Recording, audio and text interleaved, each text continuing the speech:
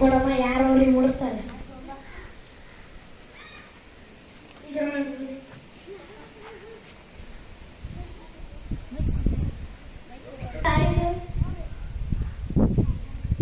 ಪ್ರಾಮಾಣಿಕತೆ ನಿಜವಾದ ಮಾನವೀಯತೆ. ಈ ವಯಸ್ಸಲ್ಲಿ ಬಾಳವರು ತುಂಬಾ ಕಷ್ಟ. ಇನ್ನು ಯಾವಾಗಾದ್ರೂ ಈ ಬಾಳ ಕಮ್ಮಿ ಆಗುತ್ತೋ ಅಲ್ಲಿಗೂ ಯಾವಾಗ ತಲುಪ್ತೀನಿ ಅಜ್ಜ. ಈ ವಯಸ್ಸಿನಲ್ಲಿ ಎಷ್ಟು ಬಾರ ಯಾಕೆ ಹೋದ್ರೆ ನಾವು ಸಹಾಯ ಮಾಡ್ತೀವಿ ಕೊಡಿ. ನಿಮ್ಗೆ ಸ್ಕೂಲ್ಗೆ ಲೇಟ್ ಆಗುತ್ತೆ ನಾವು ದಿನ 10 ನಿಮಿಷ ಟೈಮ್ ಐತಿ ಕೊಡಿ ಅಜ್ಜ. ನಾವು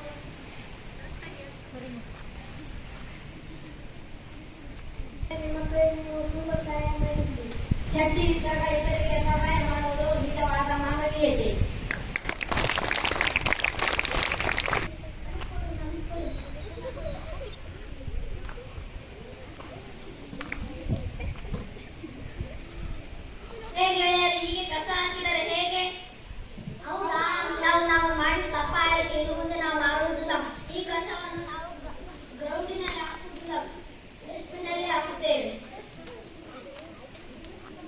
ನಾವು ಮುಂಜಾನೆ ಶಾಲೆಗೆ ಬಂದ ತಕ್ಷಣ ನಾವು ಮಧ್ಯಾಹ್ನ ಊಟ ಮಾಡುತ್ತೇವೆ.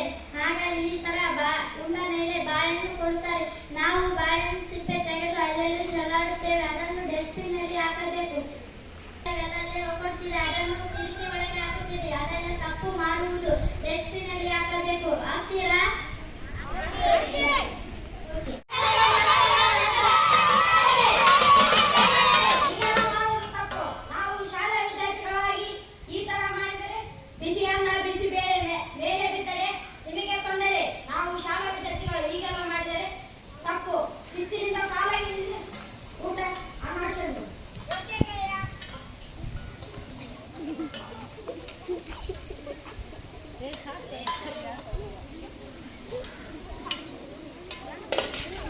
ನೀವು ಸಾಲ ಇದ್ದರೆ ಅಡಿಗೆನವರು ಬಡಿಸ್ತಾರೆ. ನಿಮಗೆ ಸಮಯನೂ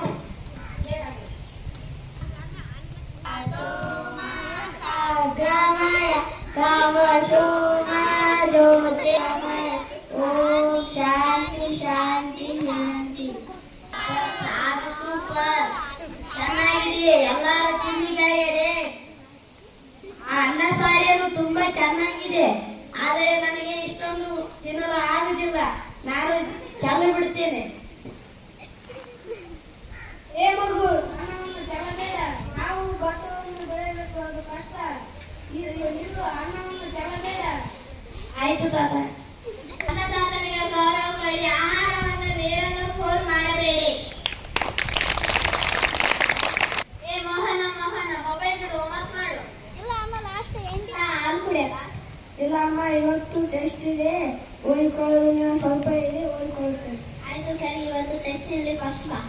ಮೇಲಿನ ಕೋಷ್ಟಕದಲ್ಲಿ ನೀಡಿರುವ ಮಾಹಿತಿಯಿಂದ ಮುಂದಿನ ಪ್ರಶ್ನೆಗಳಿಗೆ ಅಂದಾಜಿಸುವುದರಿಂದ ಉತ್ತರಿಸಿ. ಈ ದತ್ತಾಂಶದ ಬಗ್ಗೆ ನನ್ನ ಮಗ ಮೊಬೈಲ್ ನೋಡ್ತಾನೆ ಮತ್ತೆ ಪಿಜ್ಜಾ ಬರ್ಗರ್ ಕೇಳ್ತಾನೆ. ಹೋಟೆಲ್ ಊಟ, ಮನೆಯದ್ದು ಊಟನೇ ಮಾಡೋದಿಲ್ಲ, ಹೊರಗಿಂದ ಕೇಳ್ತಾನೆ. ಮತ್ತಾನೆ ಪಿಜ್ಜಾ ಬರ್ಗರ್ ಕೇಕ್ ಕೇಳ್ತಾನೆ. ಮುಂಜಾನೆ ರನ್ನಿಂಗ್ ಮಾಡ್ತಾನೆ, ವಾಕಿಂಗ್ ಮಾಡ್ತಾನೆ. ಜಂಕ್ ಫುಡ್ ತಿನ್ನಲ್ಲ, ಕೇಕು ತಿನ್ನಲ್ಲ. ಮಗ ಒಳ್ಳೆ ಹುಡುಗ. 1 ವರ್ಷದ ನಂತರ ಏನಾಯ್ತು ಮೋಹನ? ನನ್ನ ಮಗ ಕ್ಲಾಸಿಗೆ ಫಸ್ಟ್ ಬಂದಾನೆ. ನನ್ನ ಮಗ ಒಳ್ಳೆ ವಿದ್ಯಾರ್ಥಿ. ಮೊಬೈಲ್ ಪುಸ್ತಕ ಇದೆ. ಮೊಬೈಲ್ ನಮ್ಮ ಜೀವನವನ್ನು ನಾಶ ಮಾಡುತ್ತದೆ. ಬೇಗ ಎದ್ದೇಳಬೇಕು, ರನ್ನಿಂಗ್ ಮಾಡಬೇಕು, ವಾಕಿಂಗ್ ಮಾಡಬೇಕು, ಲಿಫ್ಟಿಂಗ್ ಅಬೌಟ್ ಮಾಡಬೇಕು, ಜಿಗಿಬೇಕು, ಕುಡಿಬೇಕು. ಸಮರ್ಥಂಗ ಶಾಲೆಯಲ್ಲಿ ತುಂಬಾ ಓದುತ್ತಾನೆ, ಪಾಠ ಬರೆಯುತ್ತಾನೆ, ಆಟ ಆಡುತ್ತಾನೆ, ಬೇಗನೆ ಎದ್ದು ರನ್ನಿಂಗ್ ಮಾಡ್ತಾನೆ, ವ್ಯಾಯಾಮ ಮಾಡ್ತಾನೆ. ಸಮರ್ಥಂಗ ನೋಡಿ ಕಲಿ.